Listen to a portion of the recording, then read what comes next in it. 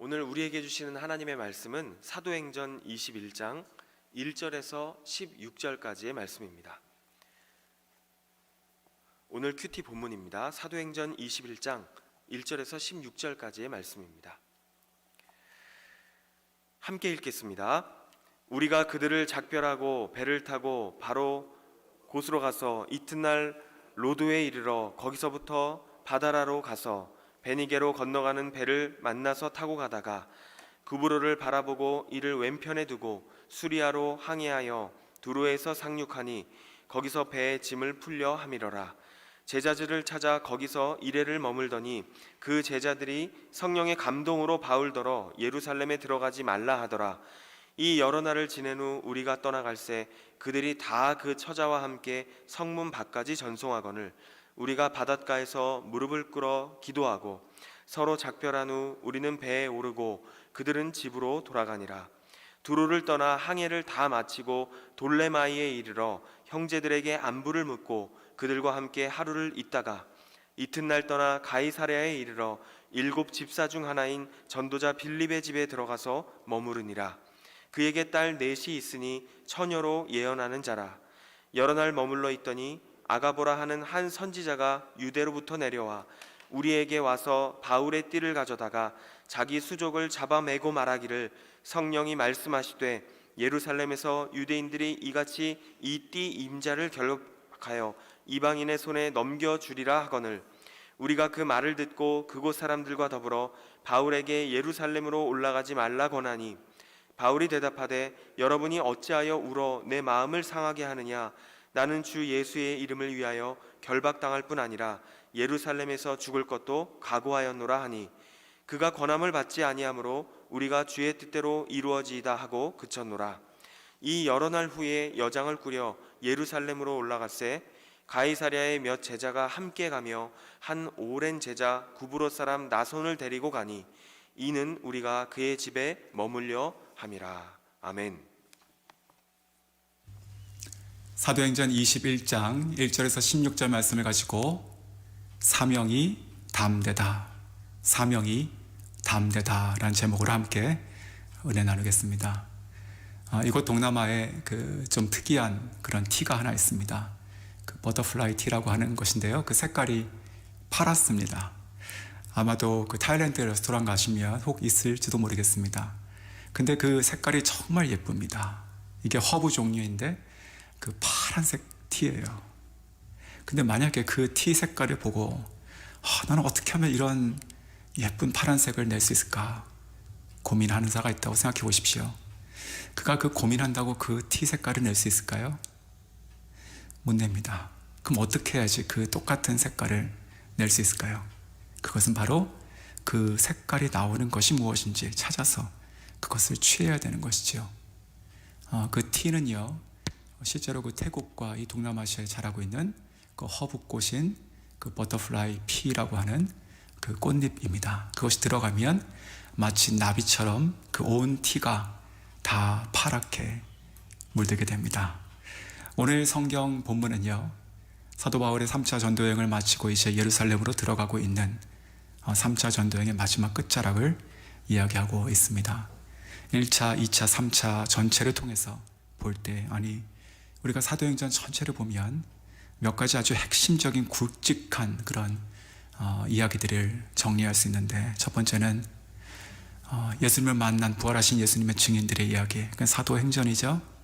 그리고 교회의 탄생과 복음의 확장, 교회가 탄생하고 그리고 어떠한 순간에도, 핍박의 순간에도 교회가 확장되고 있는 그런 놀라운 생명력을 보게 되는 것이고, 또 하나는 성령께서 살아 역사하시는 것을 보게 된다는 것입니다.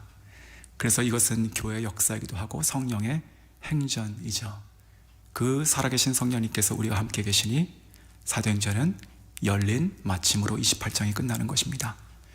오늘 이 주요 인물 중에 한 명인 이 바울이 13장부터 쭉 이렇게 나오고 있는데, 오늘 이 본문을 통해서도 보면, 그 3차 전도여행 전체를 보면 사도 바울은요, 정말로 참 초인 같은 사람입니다.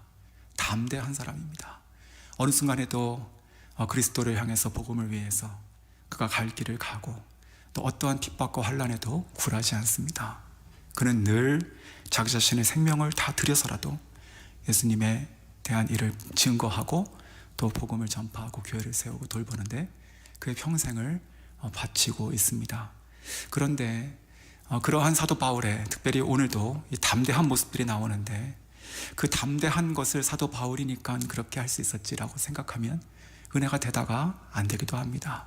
왜냐하면 사도 바울은 그럴 수 있을지 모르겠지만 연약한 나는 그러지 못한다라고 생각할 수 있기 때문에, 아니 정직히 보면은 그렇죠.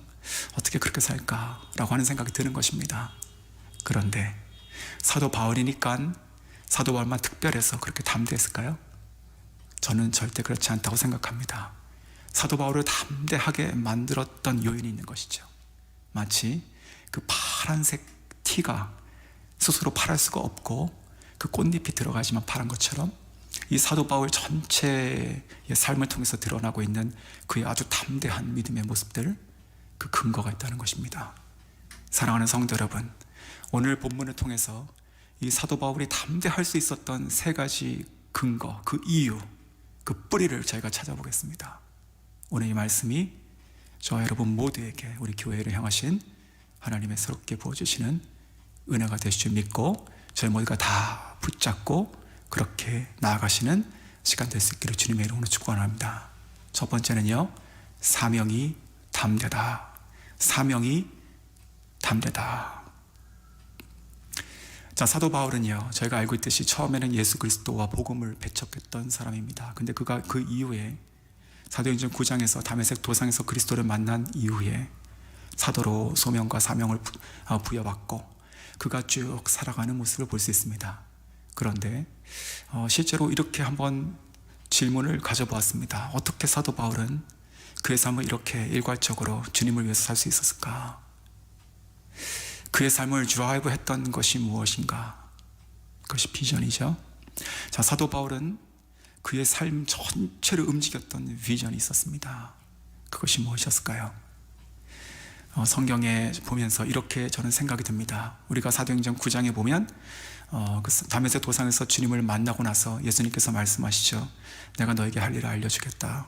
근데 그것이 무엇이었는지 정확하게 기록이 되어 있지 않지만 그는 복음을 전하는 자로 시작을 하죠. 그런데 우리가 사도행전에 나와 있는 그 13장 이후에 바울을 중점적으로 보면 이 모든 사건이 다 연결되어 있는 것처럼 보이지만 사실은 사도 바울이 주님을 만난 이후에 선교사로 파송되어 그 전도 여행을 다니기 사이에 약 10수년의 시간이 있었습니다. 그 아라비아 광야에서 3년 혹은 우리가 그 다소에서 자기 고향이죠, 한 13년 정도 이렇게 머물렀다라고 하는 것들을 저희가 성경을 통해서 볼 수가 있는데, 즉 10수년의 시간을 통해서 그는요 계속 품고 있었던 비전이 있었습니다. 그 주님께서 내가 알려준 그 너의 이 삶이 이것을 향해서 간다. 그것이 무엇인지가 사도행전 13장 47절에 나온다고 저는 생각합니다. 거기서 그 1차 전도 여행이잖아요. 그때 사도 바울이 그 바나바와 함께 있는 중에 이렇게 얘기합니다. 하나님께서 우리를 이방의 빛으로 부르셨다, 이렇게 얘기하죠. 자, 이방의 빛이라는 것이 지금 사도 바울의 인생 전체를 끌고 갔던 비전이라 볼 수 있습니다. 아, 그렇지. 하나님께서 나를 부르신 것은 이방인을 향해서 복음의 빛이 되게 하는 것이구나. 그리스도를 증거하게 하는 것이구나. 이거 아주 큰 빅픽처가 있는 것이에요. 그러니까 이것을 가지고 쭉 자기의 삶을 이렇게 드라이브하고 있는 것이죠. 그런데 이 비전을 아주 그냥 아주 날카롭게 포인트아웃 할 수 있는 순간이 나오는데 그것이 바로 3차 전도 여행 중에 나옵니다. 3차 전도 여행 중에 그 우리가 19장에 보시면 거기서 지금 에베소에 대한 얘기 에베소에서의 전도 활동들이 나오는데 그때 그 19장 21절에 뭐라고 나오냐면 사도 바울의 이야기입니다. 우리가 내가 예루살렘에 갔다가 후에 로마도 보아야 하리라, 이렇게 되어 있습니다. 사도행전 19장 21절이요. 그러니까 사도행전에 나와 있던 그 사도 바울이 그 이방인을 향한 빛으로 나를 부르셨구나라고 하는 자기의 아이덴티티 혹은 자기 삶 전체를 움직이고 있는 그 비전 가운데 자기가 향해야 하는 명확한 아주 날카로운 지점, 즉 사명, 그것이 바로 로마라는 것을 깨닫게 되는 것이죠. 자, 이것은 성령이 그에게 알려주신 것입니다. 그가 스스로 정한 것이 아니죠. 자, 그래서 나는 로마로 가야 하리라. 이것을 성령께서 얘기하신 것이에요. 그래서 우리가 오늘 이 본문 다음으로 이제 쭉쭉 들어가 보면 그 23장에도 아직 여전히 그 예루살렘에서의 이야기가 기록이 되어 있는데, 그때 예루살렘에서 예수 그리스도에 대한 증언을, 즉 복음을 전파하죠. 그랬을 때 사람들이 막 달려듭니다. 바리새인, 유대인들, 이렇게 달려들어요. 그러면서 어떤 표현이 나오냐면, 내가 이대로 놓으면 이 바울이 찢기겠구나. 그래서 천부장이 군대를 투입해가지고 그를 빼내서 영문으로 이렇게 들여보내게 되죠. 그러면서 보호하는 장면이 나오는데, 그 사도행전 23장 11절에 뭐라고 되어 있냐면, 그날 밤에, 그래서 그러한 상황 가운데 주께서, 즉 예수의 영, 예수님께서 말씀하시는 거예요. 담대하라, 담대하라. 그러면서 이렇게 얘기하세요. 너가, 바울이죠, 예루살렘에서 나에 대한 일을 증언한 것처럼 너가 로마에서도 증언하리라. 아멘. 자, 보십시오. 이 사도 바울의 사명은 로마까지 가는 것입니다. 이것이 그의 갈 길의 끝이에요. 자, 그렇다면 그 로마로 가는 길에 지금 예루살렘이 있습니다. 자, 그런 관점에서 오늘 본문을 다시 생각해 보면, 이제 사도 바울은 이 예루살렘을 바라보는 마음이 어떨까요? 사람들이 얘기하고 또 성령의 예언으로 가면은 결박을 당한다, 묶일 것이다, 핍박당할 것이다, 죽을지도 몰라, 그런 얘기할 때, 그럴 때 그럼에도 불구하고 그가 담대할 수 있었던 것은 이것이 끝이 아니다라는 것을 한 것이죠. 이것이 끝이 아니라 나의 사명의 끝은 성령께서, 주께서 정확하게 말씀해 주신 것이 있는데, 그것은 바로 로마구나. 로마까지 가서 내가 그리스도의 일을 증거해야 되니까 나는 이 예루살렘이 끝이 아니다라는 것을 정확히 알았던 것입니다. 우리가 살아가면서 사명과 비전을 아는 것이 그렇게 중요합니다. 한 개인도, 그리고 공동체도 비전이 없고 사명이 없으면 표류하는 그냥 배 같은 것이죠. 열심히 있지만 어디로 가야 됩니까? 그냥 무조건 열심히 노력 젓는다고 어딜 갈 수 있겠습니까? 우리가 정확하게 우리가 지금 어느 바닥 위에 떠 있는지에 대한 비전을 가져야 되고, 어느 지점으로 가는 것이 우리의 목표인지에 대한 사명이 필요한 것입니다. 우리가 성도로서, 한 공동체 안에 있는 성도로서 우리 공동체에게 주신 사명과 비전 정확하게 인식하고 이해하고 바라보고 나가는 것이 그렇게 중요한 것이죠. 개인도 마찬가지입니다. 성도 여러분, 사명이 담대입니다. 사도 바울 전 인생의 전체를 바라볼 때 그가 담대할 수 있었던 것은 그가 사도 바울이기 때문이가 아니라 그가 하나님 앞에 받은 사명을 명확하게 이해한 자로 살았기 때문이다 라고 하는 것을 꼭 기억하시는 저 여러분 될 수 있기를 원합니다. 두 번째, 성령이 담대다. 성령이 담대다. 자, 오늘 이 성경 말씀 본문을 보면 좀 상충되어 보이는 듯한 것이 있습니다. 그것이 바로 성령의 뜻입니다. 오늘 이 제자들도 4절도 그렇죠. 그 제자들이 이 두로에서 바울에게 와가지고 가지 말라고 얘기하죠. 성령의 감동을 얘기해요. 그리고 또 쭉쭉 내려가서 이제 다시 가이사랴로 가면 거기에 이제 그 전도자 빌립의 집에 있다가 아가보라고 하는 그 선지자가 와가지고 그 앞에서 어떠한 그런 어떤 그 자기 스스로를 그 바울의 그 띠죠. 그걸 가지고 자기 손발을 묶으면서 너가 예루살렘에 가면 성령께서 이렇게 하신다는 것을 나에게 명확하게 보여주셨다 라고 하면서 가지 말라고 얘기하죠. 그렇죠. 자, 그런데 사도 바울은요, 갑니다. 그러면 여기서 우리가 이렇게 볼 수 있어요. 성령께서 명확하게 가지 말라고 성령의 감동으로, 그리고 성령께서 명확하게 그 비전을, 어떤 이미지를 보여주셔가지고 그것을 보여줬는데 실제로 그 앞에서 손발을 묶어서, 그럼에도 불구하고 사도 바울이 자기 의지로 갔다? 그러면 좀 문제가 되는 거잖아요. 성령에 순종하지 않고 자기의 의지와 혈기로 가는 거니까. 그런데 사랑하는 성도 여러분, 오늘 말씀 묵상하면서 아주 중요한 것을 깨닫습니다. 두 가지입니다. 첫 번째는요, 영성이죠. 우리가 성령을 분별하는 것, 성령의 뜻을 듣고 살아가는 것이 굉장히 중요한 것이에요. 그리고 또 그만큼 중요한 것이 뭐냐면 그 성령의 음성을 분별하는 것입니다. 오늘 역설적으로 표현해서 사도 바울은요, 오늘 이 앞에 있는 제자들과 그리고 또 아가보를 통한 이 결박과 이 핍박의 예언을 통해서 성령께서 나로 하여금 그곳에 가라고 하시는구나 라고 하는 것을 인증받은 것입니다. 그가 확인한 것이에요. 자, 이것이 좀 이상하죠. 듣기가. 가지 말라고 한 것 아닌가. 자, 그런 관점에서 우리가 성경을 이렇게 이해하고 해석할 수 있습니다. 성령의 감동으로 핍박과 결박을 얘기한 것 맞습니다. 그런데 그것을 본 바울을 사랑했던 제자들과 그 동료들은요, 사도 바울이 그렇게 되기를 원치 않았죠. 그래서 그를 인간적으로 말리게 되는 것입니다. 그러나 가면 이렇게 되리라가 아니라 너가 예루살렘에서 이렇게 된다고 하는 것을 얘기해요. 즉 성령의 그 이미지와 그 말씀하신 내용인 이미 사도 바울이 그 예루살렘에 들어가 있는 것을 얘기하는 것이죠. 그래서 사도 바울은요, 그 성령의 음성을 보면서 그 말씀하시는 스텝들을 보면서 스스로 이것은 나로 하여금 내가 지금 잠시 머물고 멈추고 피하고 하라고 하시는 것이 아니라 나로 하여금 이것을 알고 들어가라 라고 하시는 것이구나 라는 것입니다. 그것이 바로 담대함이 되는 거예요. 성령의 음성을 분별하는 그 순간순간마다 우리가 더 오히려 담대해지는 것이죠. 우리가 요즘 살아가면서요, 그 성령님을 많이 잊혀가고 있습니다.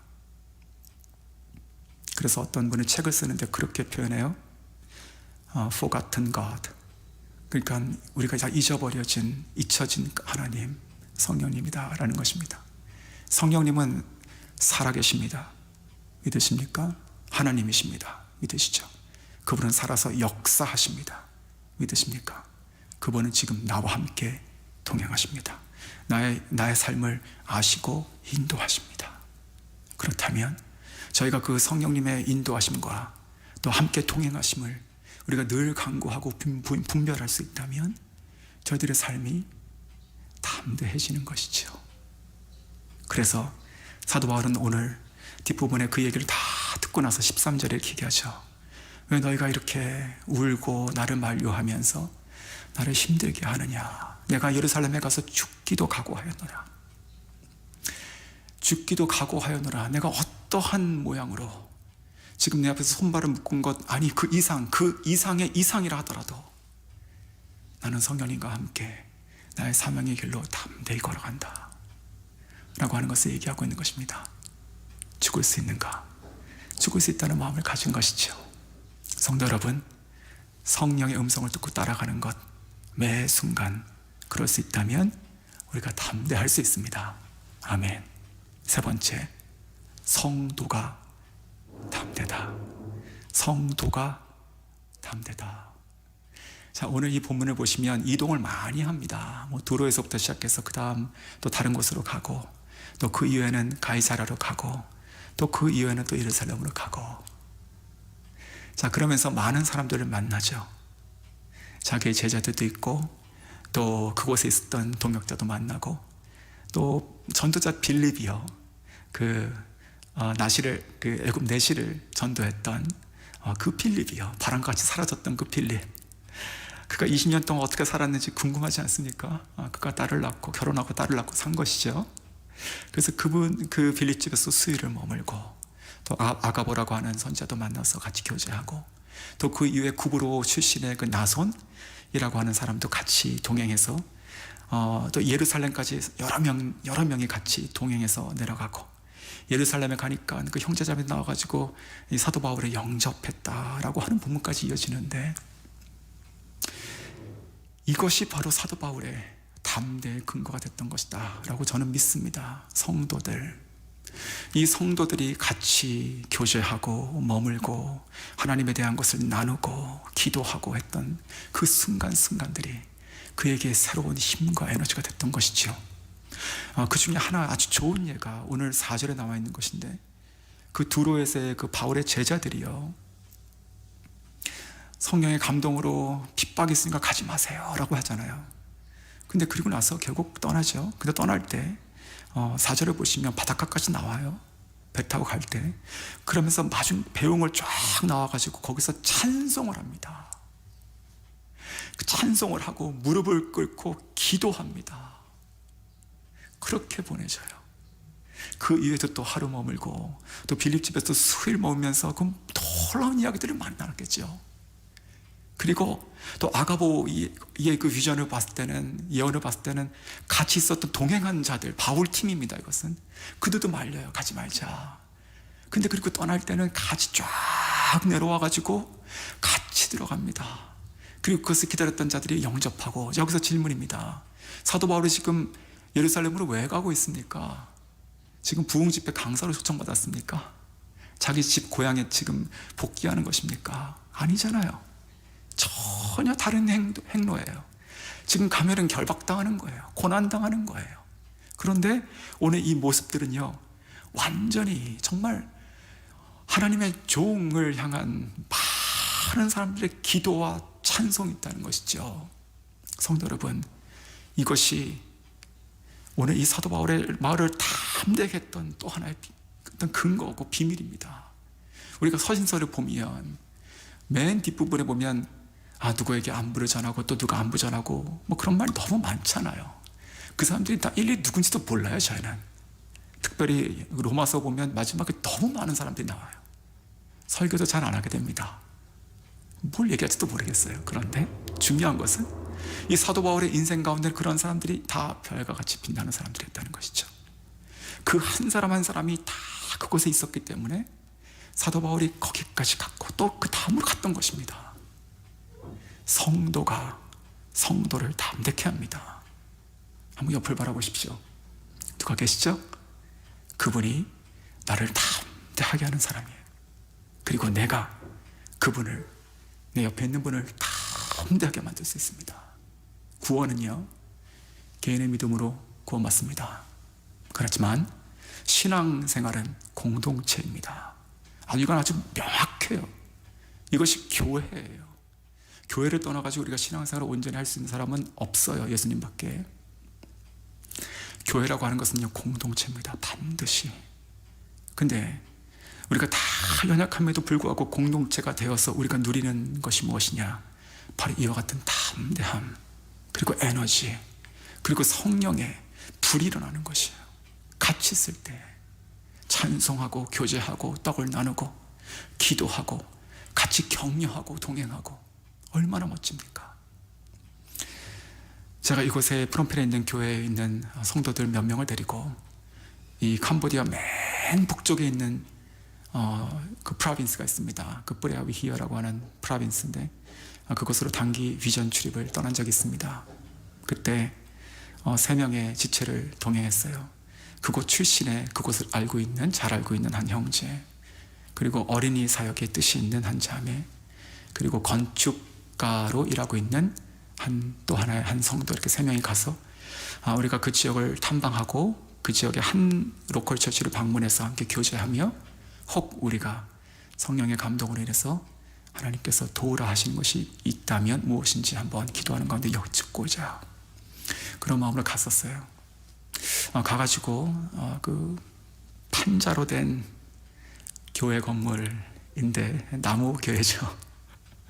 삐걱삐걱하고 뭐 밑이 다 보이고 벌레도 왔다 갔다 하고 그런 교회인데 같이 그 바닥에 앉아가지고 또 교제하고 또 뭐 식탁도 없죠. 이렇게 접시 같은 거에다 음식에 담아가지고 밥 먹고 그렇게 하다가 쭉 돌아가면서 이제 자기 신앙 간증도 하고 그런 시간이 있었어요. 근데 그 중에 제가 한 자매님을 제가 잊을 수가 없어요. 한 30대 중반쯤 됐던 것 같은데 그분이 그 교회 성도죠. 근데 그분이 막 우는 거예요. 막 울면서 무슨 얘기를 하냐면 내가 내 집 근처에 있는 아이들을 이렇게 데리고 자기 집 마당이나 아니면 이렇게 뭐 나무 밑에서 성경도 가르치고 주일학교 같은 거를 이제 하고 있는데 너무 힘들다는 거예요. 자기 동네 아주머니들이 그 아이들의 엄마들이 싫어한다는 것이죠. 왜 데려가가지고 이상한 그 예수 뭐 이렇게 알려주고 노래 배우게 하고 하니까 좋기도 하고 싫은 거예요. 그러면서 근데 그것이 이제 핍박이 들어오는 겁니다. 왜냐면 이분은 거기서 생활을 하고 있는 거잖아요. 학교도 같이 보내야 되고 시장 가서 뭐 야채도 사가지고 살아야 되고 이제 그렇게 하는데 그런 것들이 실질적으로 생활하는데 이렇게 삐걱거리기 시작하더래요. 너무 힘들다는 겁니다. 자기가 이것은 누가 돈을 줘서 하는 것도 아니고 뭐 이걸 해가지고 누가 하는 것도 아닌데 나는 받은 은혜를 가지고 가서 그렇게 하는 건데 너무 힘들다는 거예요. 그래서 그때 그곳에 있는 목사님이 제가 이제 외지에서 온 선교사니까 같이 기도로 좀 인도해달라고 하는 거예요. 좀 굉장히 좀 이렇게 당혹스러웠었어요. 아, 내가 잘할 수 있을까? 그러면서 이제 기도를 같이 하기 시작했죠. 근데 그 기도를 같이 하는 그 시간에 성령께서 역사하셨습니다. 어떤 역사를 하셨냐면 그 자매는 계속 울면서 기도하죠. 저희가 같이 통성으로 기도하는데 계속 울면서 기도하니까 그 옆에 있는 다른 성도들, 또 우리 같이 갔던 우리 교회에 있는 성도들이 같이 가가지고 이렇게 손을 대주고 또 같이 안아주고 하면서 기도하기 시작하는 거예요. 같이 기도를 하면서 이제 기도가 다 마무리됐어요. 끝났습니다. 그러고 나서 힘들다고 했던 자매가 울면서 이렇게 얘기하기 시작하는 거예요. 성도님들 고맙습니다. 함께 기도해 주시고 힘을 불어넣어 주시니 제가 다시 힘이 납니다. 제가 아이들을 가르치는 걸 멈추지 않겠습니다. 성도 여러분, 성도가 담대함입니다. 저 여러분이 서로가 담대해질 수 있습니다. 이것이 오늘 이 본문 가운데 흐르는 사도 바울을 따라다니는 놀라운 담대의 근거입니다. 말씀 맺겠습니다. 사명이 담대다. 그리고 성령의 음성을 듣고 분별하여 쫓아가는 것이 담대합니다. 그리고 함께 있는 우리의 지체된 성도들이 담대합니다. 이 말씀을 꼭 기억하셔서 나에게 주신 사명이 끝날 때까지, 그리고 우리 공동체 가운데 주신 비전을, 그 사명을 이루는 그날까지, 예수 그리스도 다시 오시는 것을 우리의 자녀들이 보는 그날까지 저 여러분이 서로를 그렇게 격려하고 그리스도의 복음을 전하는 담대한 주님의 증인들, 일꾼들 다 될 수 있기를 주님의 이름으로 축원합니다. 기도하겠습니다. 하나님 아버지 감사합니다. 사명이 우리의 삶의 방향입니다. 우리를 담대케 합니다. 살아계시고 역사하시고 지금도 우리의 삶을 인도하시는 그 성령님의 음성을 듣고 분별하여 나갈 때 우리는 담대합니다. 그리고 연약하지만 우리가 함께 공동체 안에 지체됨으로 거할 때 우리가 서로에게 담대함입니다. 주님, 오늘 이 사도 바울의 본문을 통해서 보여진 이 담대함의 요소들, 이거 저희도 취할 수 있습니다. 아니, 하나님께서 가르쳐 주시는 것입니다. 우리도 또 우리가 모여있는 우리 공동체가 이 사명과 성령과 성도됨으로 담대한 공동체, 그리스도의 일을 증거하는, 부활하신 예수님을 널리 전하는 그런 이 시대와 다음 세대의 주님께서 빛처럼 쓰시는, 다시 오실 주님을 맞이하는 교회와 성도가 되기까지 우리를 그렇게 인도하여 주시옵소서. 그러할 때 우리 각자 가지고 있는 여러 가지 다양한 어려움들과 기도 제목들 함께 다 이루어지는 형통하는 역사가 있게 하여 주시옵소서. 예수 그리스도 이름으로 기도드립니다. 아멘.